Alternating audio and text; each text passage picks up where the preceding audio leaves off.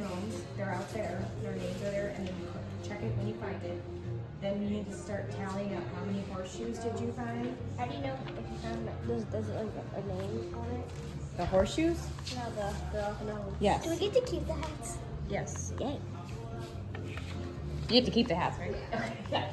And then you got to find these gnome homes. Look here. And you got to... Find a gnome? No, they're outside. But so these are all the gnomes? Look, listen, tally up your gnome homes. Okay? And then when you find them all, there's a prize box there. And so our adventure begins. A frolic through Horseshoe Falls, scouring the area for any known gnome amongst our presence. But rather bore you with 8-minute video montage of us finding gnomes, we have squished it down to only 4 minutes. You're welcome.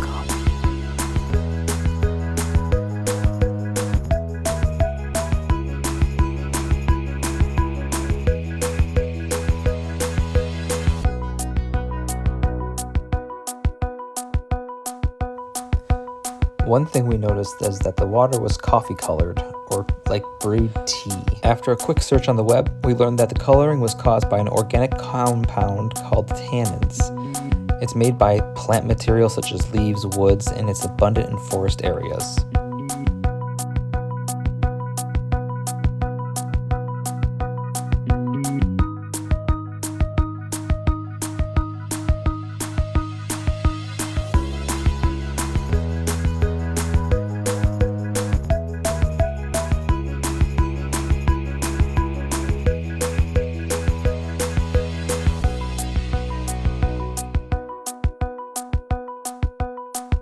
Whoop, there's a gnome.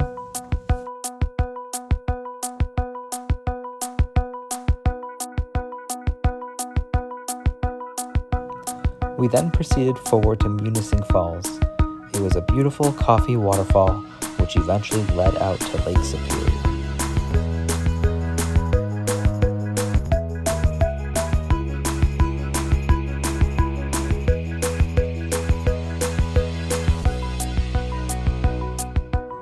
This is Miners River.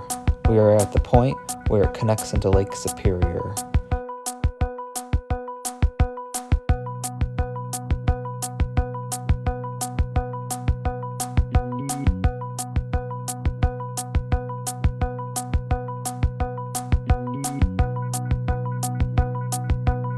Spending time here in Miners River was a huge highlight for me. Back at home, we spent a lot of time in the river, so this was right up my alley.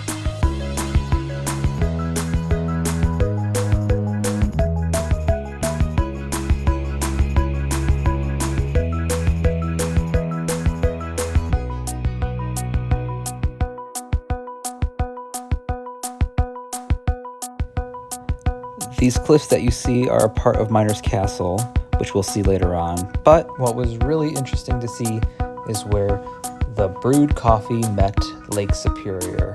It was as if there was a different density between the two different water mixtures.